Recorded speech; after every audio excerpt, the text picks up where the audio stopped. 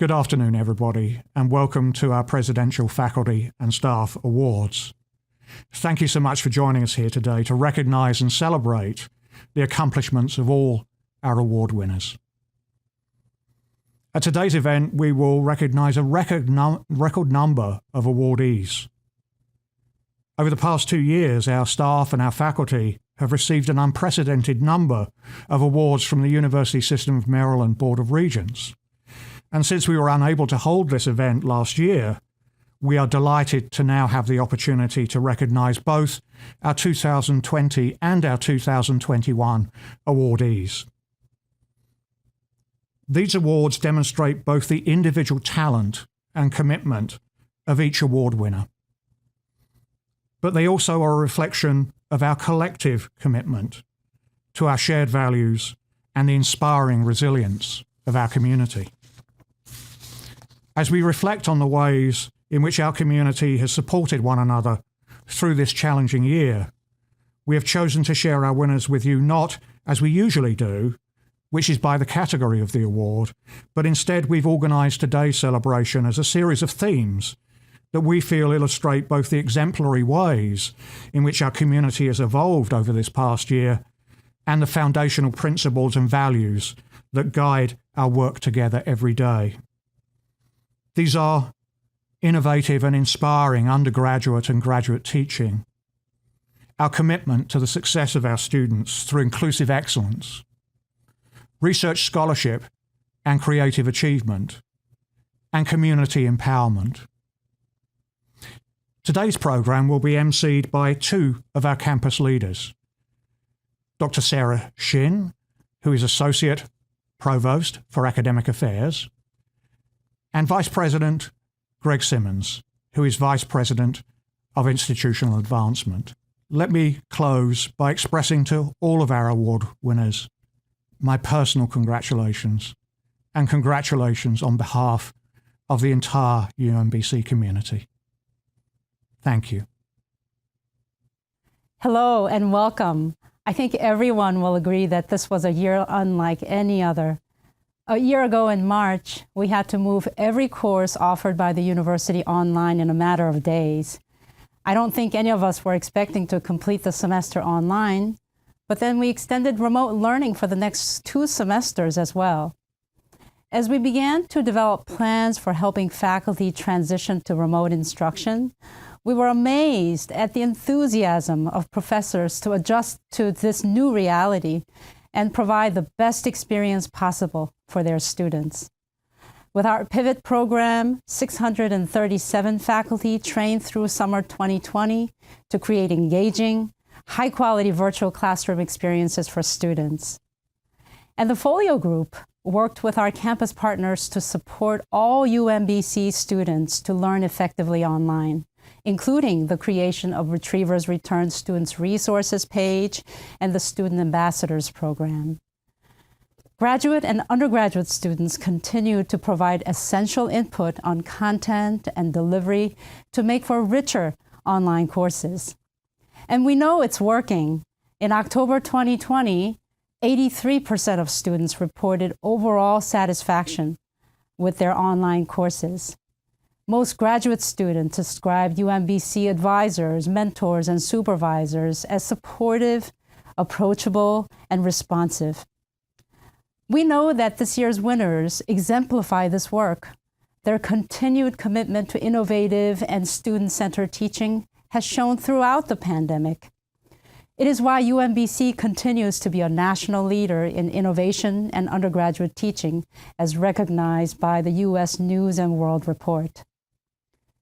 Please watch the slides for this year's winners in the category of innovative and inspiring teaching. Lee Blaney, Associate Professor, Chemical, Biochemical, and Environmental Engineering, 2020-2023 Presidential Teaching Professor. E.F. Charles LaBerge, Professor of the Practice, Computer Science and Electrical Engineering, University System of Maryland Board of Regents Faculty Awards, 2020 Excellence in Teaching. Catherine McKinley, Professor, English, 2021-2024 Presidential Teaching Professor. You know, Greg, this year's winners are some of our most accomplished teachers. They really represent the best of UMBC's instructional faculty. I know that each day they strive to provide a learning environment where students can ask good questions without the fear of being incorrect. And they model how to work effectively with people from different backgrounds across the disciplines.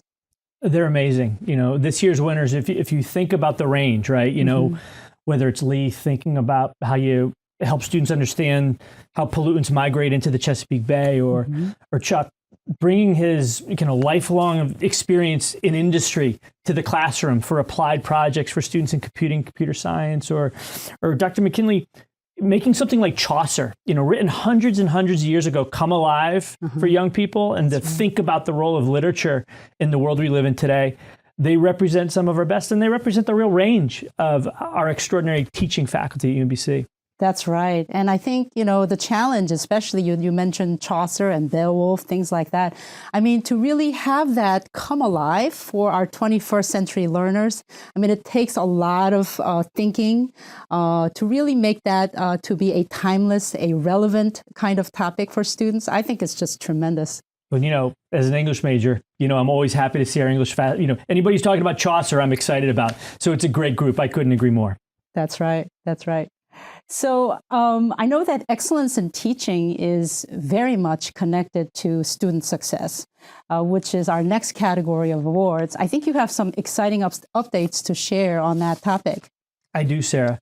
Understanding what students need to thrive is more important now than ever in this context. We know that students, like everybody over the past year, have struggled in many ways. Our surveys, as we talk to students, indicate that, more than half at some point in the year have had little interest or pleasure in doing things. And almost half of undergraduates and more than 70% of graduates at some point have talked about being down or depressed as they try and figure out how to kind of survive and thrive in this context. But we know that our faculty and staff have done an extraordinary job through their offices and departments, and they've responded in a big way, offering new and existing virtual services to students. Our Academic Success Center, for example, had over almost 2,500 tutoring appointments this year online. Our Writing Center had almost 1,225, and there was almost 9,000 hours of supplemental instruction and peer-assisted study sessions that occurred on campus through these virtual tools. The work of faculty and staff, they inspired the broader community as well.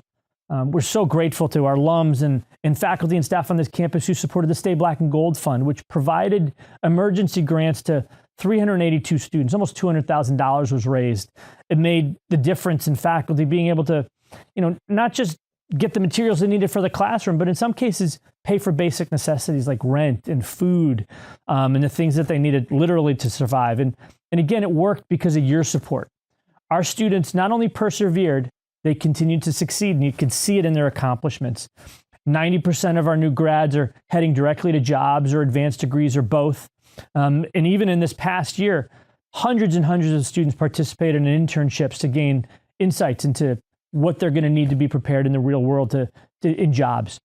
Our students continue to compete extraordinarily well for national awards like Goldwater scholarships, the Newman Civic Fellowships, NASA Graduate Student Fellowships and Fulbright Awards. And just this last year, we know Sam Patterson, who's graduating this May, became the second student ever at UMBC to win the prestigious Rhodes Scholarship, an extraordinary accomplishment for us all.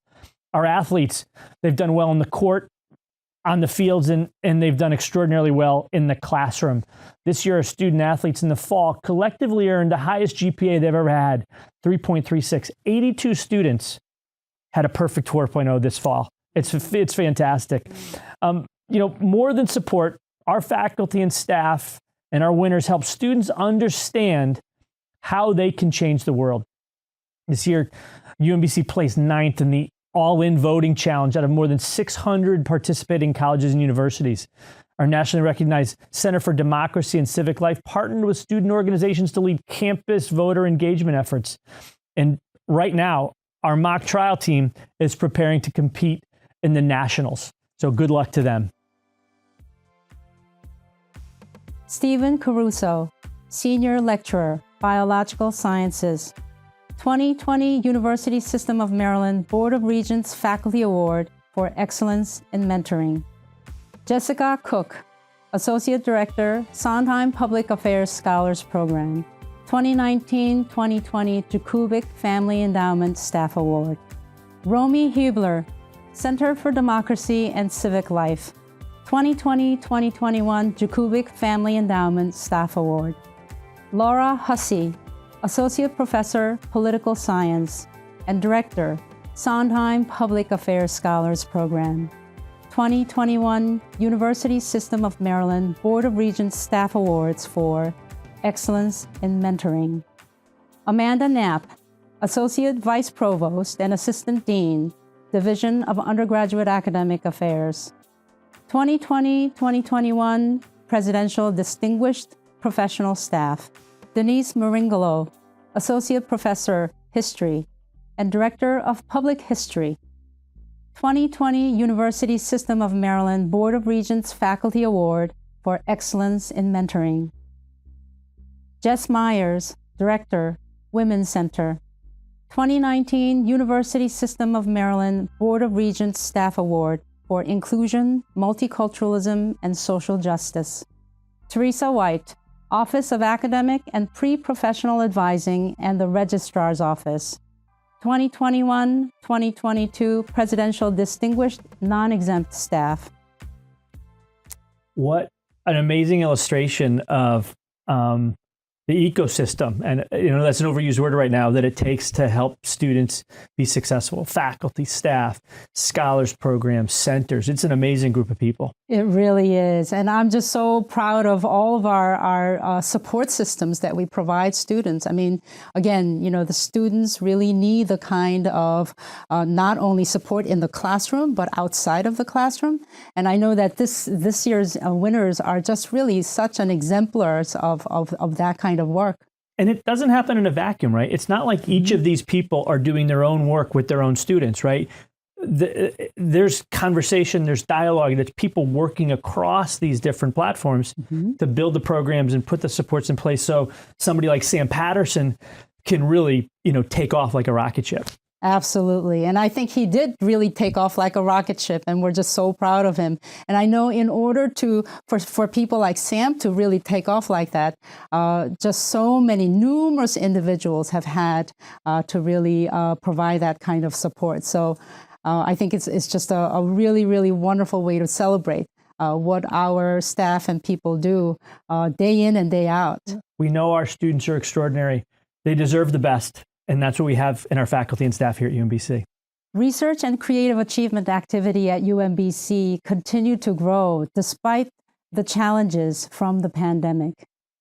UMBC faculty secured over $81 million in extramural awards in FY20, and UMBC's R&D expenditures reached $84 million. Assistant Professor James Jimmy Folds in Information Systems was awarded our first NSF Career Award in 2021. This continues our strong success in this competitive field, with 40 NSF Career Awards to UMBC junior faculty awarded since NSF launched the program in 1995, 9 of them in the past 5 years alone. 8 months into the fiscal year, we are pleased to record the second highest amount in proposals to date within the past decade, the third highest in awards to date to UMBC within the past decade, the highest amount of extramural expenditures to date in 4 years, and the highest F&A recovery to date within the past decade. Several faculty are leading COVID-19 related research and community-engaged projects. Topics include rapid COVID-19 testing, predicting hospitalization risk, speeding detection through machine learning, antiviral treatments, COVID-19 related discrimination against Asian Americans, archiving pandemic experiences, and expanding internet access in Baltimore during COVID-19. UMBC faculty published numerous books in 2020, including 14 in the humanities alone.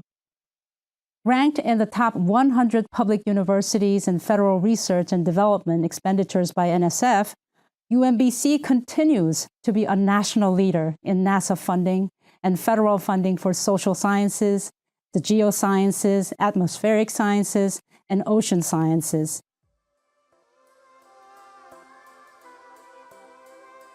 Ruben Delgado, Assistant Research Professor, Joint Center for Earth Systems Technology, 2020-2021 UMBC Research Faculty Excellence Award. Earl Ellis, Professor, Geography and Environmental Systems, 2021-2024 Presidential Research Professor.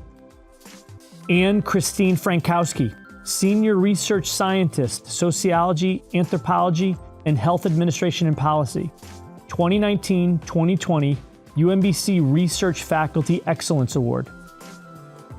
Phyllis Robinson, Professor, Biological Sciences, 2020-2023 Presidential Research Professor.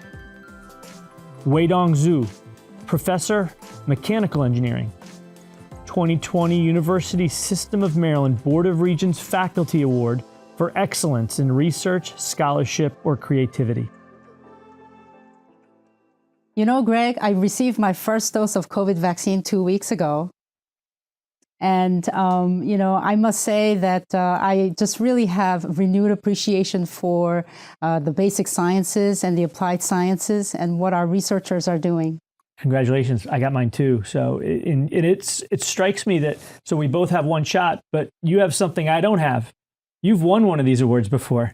That's right. What does it mean to a professor to be recognized in this way? What does this symbolize for them? I mean, it really is an incredible honor. I mean, I can't say that, I wasn't proud, but at the same time, I know that the award is really a reflection of many people's work. I received the award, but I know that it is really, I was riding on the work of so many individuals and our community partners that we worked with, our graduate student assistants, and all of those people really play a huge role in making these kinds of research projects successful. And we talked a little bit earlier about the range, right? And you see that in these winners and the things that they're focused on, whether that's mechanical vibrations and how you actually get energy from that, to thinking about, the challenges of living in assisted living facilities, to understanding, what's happening in your brain as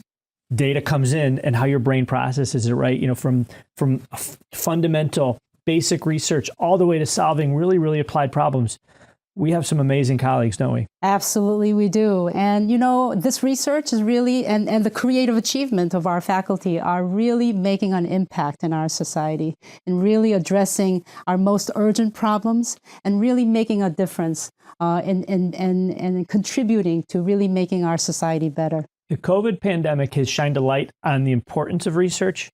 I think what we have to help people remember is this research happens all the time. There's so many different things that our faculty are so many problems they're trying to solve.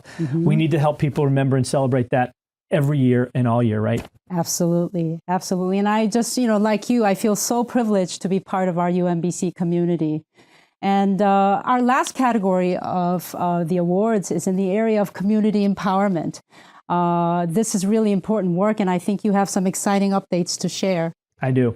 we all know that the work that we've been celebrating today, the teaching and the research and the support for students, it takes a tremendous amount of work to keep a campus like UMBC going. I don't think any of us imagined the things that we were going to have to figure out this year, knowing how hard it is in a normal year. UMBC, the thing that's kept me here for more than 25 years is a strong sense of community. From seeing the gear people wear on Fridays to attending basketball games or women's volleyball games, seeing offices decorated for homecoming or a giving day. Those traditions that we're building as a young campus that from rubbing the dog's nose, True Grit's nose, to alums coming back for homecoming. The community is so important, and this has never been more illustrated than we've seen this year as we've come together. And whether that's with the winners, everybody that we've talked about so far will know what I mean. It's why we continue to be recognized as one of the best colleges to work for by the Chronicle. It's happened for more than a decade. We've also seen extraordinary support in fundraising. I'd be remiss if I didn't mention that we've raised $142 million towards our $150 million goal for the Grit and Greatness campaign for UMBC. And over 1,000 people showed up to participate in the fall opening meeting online. 800 people showed up for the service awards this year to celebrate just the amazing contributions of people on this campus. While we know we haven't been able to hold commencement the way that we'd like to, we have had tremendous support from faculty and staff virtually cheering on our students. And we know that that's going to be the same this May 20th and 21st as we celebrate this year's graduation ceremonies. The continuation of these traditions was only possible with a huge lift from staff in multiple departments who quickly learned how to redesign events and host safe online events throughout the course of the year. It happens off campus too. Our UMBC alumni are serving as leaders at all levels, whether that's Adrian Jones, the Speaker of the Maryland House of Delegates, Letitia DeRaza, the Baltimore City Health Commissioner, or Ralph Semmel doing the work that he does as the director of the Johns Hopkins Applied Physics Laboratory. We have amazing leaders doing community engagement everywhere you look. The continuation and extension of these traditions and frankly, the beginning of new traditions was only made possible with a huge lift from the staff and from multiple departments and, of course, the faculty, all who had to learn how to design and host events in new ways that were both technologically advanced and safe. We know some of those things are going to continue into the future, but what I can't wait is this is the first time that Sarah and I have been together on campus in quite a while. I can't wait to see all of you in person again and walk across the campus, have those informal conversations, and work to continue to build this extraordinary community of our UMBC. Rachel Brubaker, Assistant Director, Grants and Program Development, Drescher Center for the Humanities. 2019 University System of Maryland Board of Regents Staff Award for Exceptional Contribution to the Institution. Kathy Chetelat, Albin O. Kuhn Library and Gallery. 2020-2021 Karen L. Wench Endowment Award for Outstanding Non-Exempt Staff. Damian Doyle, Associate Vice President, Enterprise Infrastructure Solutions, Division of Information Technology. 2021-2022 Presidential Distinguished Professional Staff. Larry Hennessy, Associate Director, Facilities Management. 2019 University System of Maryland Board of Regents Staff Award for Extraordinary Public Service to the University or Greater Community. Carolyn Good, Administrative Assistant 2, Modern Languages, Linguistics, and Intercultural Communication. 2019-2020 Karen L. Wench Endowment Award for Outstanding Non-Exempt Staff. Celso Gitian, Campus Planner, Facilities Management. 2019 University System of Maryland Board of Regents Staff Award for Effectiveness and Efficiency. Melody Wright, Academic Business Services Specialist, Biological Sciences. 2020-2021 Presidential Distinguished Non-Exempt Staff. Sarah, when I reflect on the winners in this category, again, another great slate of extraordinary colleagues. And I've met all the people. I work with some of those folks a little bit more closely, but listening to the names, the word that keeps coming into my mind is kind of unsung heroes, right? Mm-hmm. And the work that they do behind the scenes that oftentimes doesn't get recognized, but it's just so vital to what happens on the campus. Absolutely. And I think, the invisible things that we don't normally talk about are really the ones that really make this institution go, and without which, really, we really can't do anything.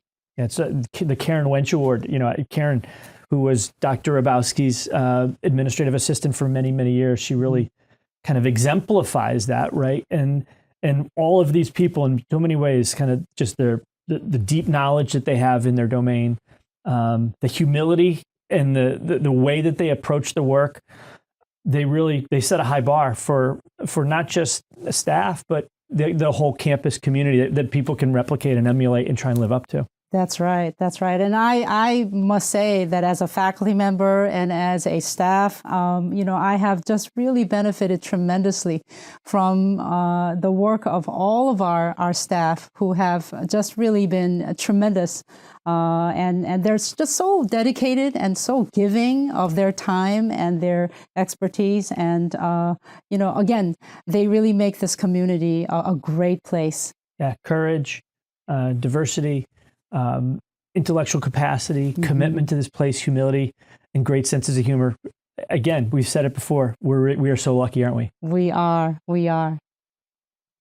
I want to thank Greg and Sarah for doing an amazing job in emceeing today's programs and giving the campus updates. That's a lot of information. I also want to recognize again our awardees from both 2020 and 2021. We appreciate you.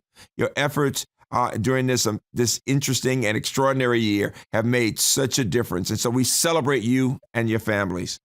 And then I want to thank campus leaders, including those in shared governance and our senates and faculty, staff. We have worked really hard to make this as safe a campus as possible and to support people both on and off campus. And we are grateful to everyone for what you've done throughout the state of Maryland as we work to announce today that the Maryland Charity Campaign, the results are amazing. We donated the largest amount of money in the University System of Maryland, 820 of our members, and we gave over $240,000. This is the largest contribution from an agency in the state.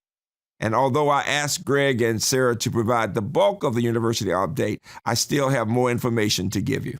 Enrollment, we are very encouraged. It's still early, but when thinking about the increase in the number of new freshmen and the increase in the transfer enrollment deposits, we're looking good. It's looking very good. And we expect it to continue to be that way. We're being careful. Enrollment is so important. Now that we've announced that we're going to be primarily face-to-face, when thinking about the vast majority of classes that will be face-to-face and some with hybrid, we expect more and more students to be returning and to be encouraged. So many are looking forward to being back together here. I would ask all of you to help us to make sure that prospective students join us in the fall and that they feel welcome.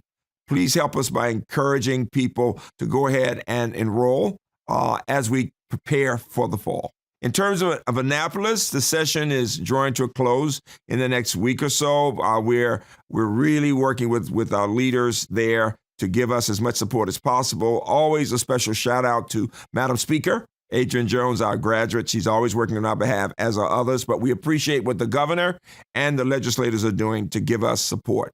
In addition, I want to thank all of our colleagues who were very helpful in testifying in support of different bills in support of us. And that included increasing support for paid internships, all the way over to helping build a special cyber workforce and creating best practices in those ways. Most importantly, to helping us to recruit international students. And so thank you to all of you.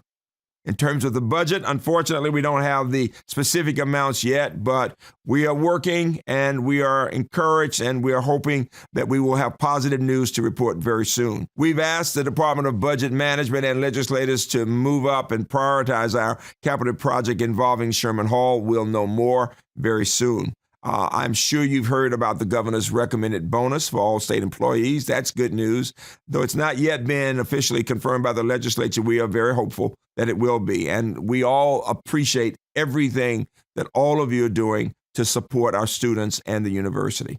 In terms of fall planning, the COVID-19 Planning Coordinating Committee is deep into planning for the fall, including a return to the vibrant on-campus community we've all missed so much. The provost and the academic team have been working to create a fall schedule that offers most classes in face-to-face or some with hybrid format. We've also expanded online options for community members who may not be able to get back to campus. We're now turning our attention to planning for a safe and a gradual faculty staff return to campus, and planning a calendar of events and activities for students, and determining what effective safety protocols we must put in place to continue to support all of us for safety. I encourage all of you to get vaccinated. I'm vaccinated. A lot of you are vaccinated. We want everyone getting vaccinated. It is the one most powerful tool we have to put this virus behind us. And we'll keep doing the physical distancing and the mask, but vaccination, vaccination, vaccination. And finally, our facilities. First of all, you'll see the campus looks great. Everybody, the facilities management people have been doing a great job. The grounds are beautiful. And then you'll be surprised to see a new health and counseling building. That's a new 2-story, 24,000 square foot building that will support faculty and staff and students. It costs about $17 million, and it will be completed by August of 2021. Everybody wants to know about the RAC because people use it a lot. It will help us all, if we're not those Division I athletes, especially as a recreation facility and for fitness. And it cost $28 million to renovate it. It was a 40-year-old facility. And the good news is it's complete. It's going to be completed by May. So we can all have no excuse going in and getting more fit, right? Notice I said more fit. And then the Sherman Hall renovation, we're talking about replacing the facade in summer of 2021. We've asked them to move it up for the rest of the building. We will see what happens. We're really hopeful that we'll be able to do much more with that building much sooner. And then finally, I just want to remind us of what we've been through in the past year and how we've gotten through it. The fact is, everybody has been supporting other people. We've supported our students. We supported each other, people who've been on campus, people who've been off campus. We've had all kinds of town hall meetings and other kinds of meetings planning for the fall, but getting through this period, the testing, all the things that people throughout the campus did to support safety and health of our students, to support their academic achievements, and to support each other. And so I want to thank all of you for continuing to believe in us and what we can do as a community. This is the time, this springtime. It's the time when I say what I say every day, whether it's spring or not. But right now, we should be feeling better. We're getting the vaccination. We're planning to come back. The higher education is being seen as very important in our community. You may have seen on CNN our graduate just this past Sunday talking about her experience in being someone who's created a vaccine, Dr. Corbett. I can't help but bring that up because those kinds of achievements help people to understand that we produce leaders who save the world. There's something about that should give all of us goosebumps. And so, as I always say to you, stay safe and keep hope alive. Thank you.